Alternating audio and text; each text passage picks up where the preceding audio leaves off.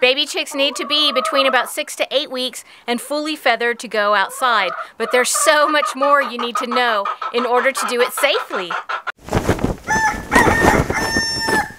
In an uncertain world, one thing unites us all: the chicken. From the suburbs to the big city, let's learn an inclusive and stress-free way to raise chickens. Welcome to Chickenlandia.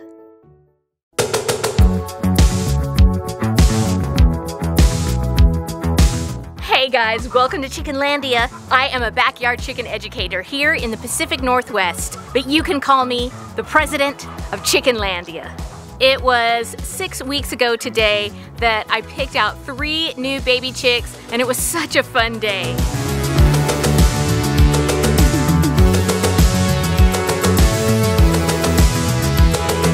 Well, those baby chicks are almost fully feathered, and they're already outside for most of the day since the weather has been really good. So I'm gonna show you how much they've grown. Let's go see them. You don't have to be so loud. I know what happened. Can you come out of there, baby, so I can fix that?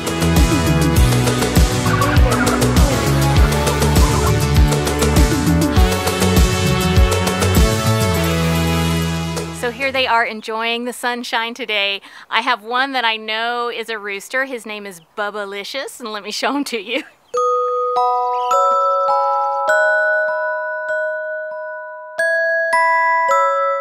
Bubba is so tame and sweet, and I know that I said I wasn't gonna keep any more roosters, and this is why I don't get baby chicks, you guys. So I'm really hoping that with a very slow integration, he'll get along with Philippe. And honestly, he's gonna be bigger than Philippe, so we may have a little dynamic shift back there, right?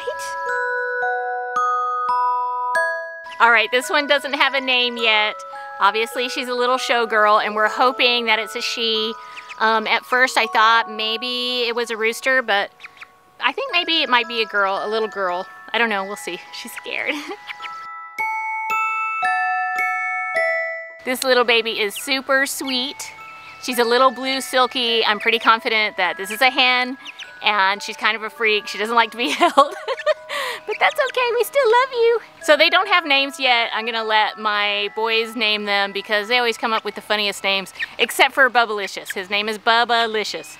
I was gonna call him Bubba Sparks, but I kept calling him Bubba-licious, so that stuck.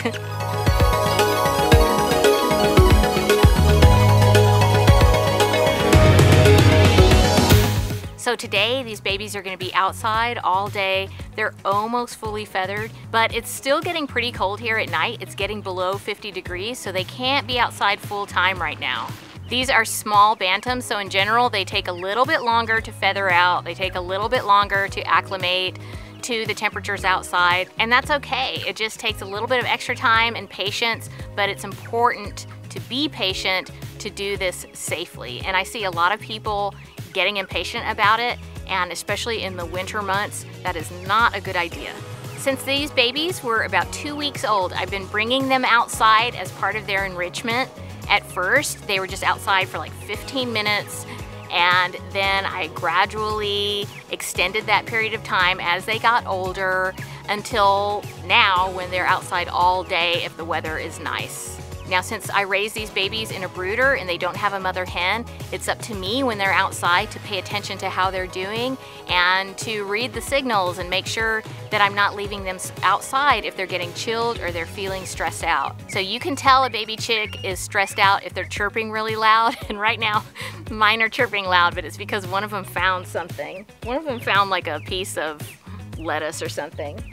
Another really important benefit to bringing your baby chicks outside throughout their brooder experience is that they get gradual exposure to their natural environment, which is really important. Now, some people get nervous about this because it is true that in the environment there are viruses, there is bacteria, there are parasites, and these are things that do present a risk to your baby chicks.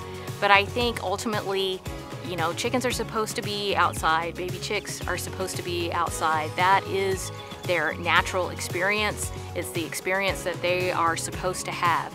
And so giving them gradual exposure to all of the wonderful things in their environment, I think that's going to give them the best chance at resilience It's going to keep them mentally healthy, and it's also going to contribute to their physical health in the long run. So I just want to give you just some easy guidelines to follow regarding the temperature and when you can put your baby chicks outside. Now, if it's nice outside, if it's not cold even at night, then you can transition them outside fairly quickly. It will be easy, it will not be a problem. But if your baby chicks are fully feathered and it's still getting below 50 degrees outside, you need to slowly acclimate them. So first I want you to turn off their heat inside, and then you can put them maybe in the garage where it's not freezing temperatures, it's not getting below 50, but they will start to get slowly acclimated to a colder temperature. And then you can put them outside during the day, and as long as it's staying over 50 during the day, and bring them back inside at night. Now, I would do this until they're at least 10 weeks of age, and that's if the temperature isn't getting below freezing. If it's still getting below freezing outside, you need to go a lot slower acclimating them to those temperatures. I would not put them outside full time in freezing temperatures until they were at least 12 weeks of age, and even then, I would be very careful about it. Now, you can always supplement heat in the coop. It's a little bit controversial, but I think if you use safe supplemental heat, like a radiant heater that is made specifically for chicken coops, then you will do fine with that. Now, once they're adults, they will not need supplemental heat unless they're like really old or sick or something like that. You don't have to keep heat in the coop all the time in the winter unless there are special circumstances.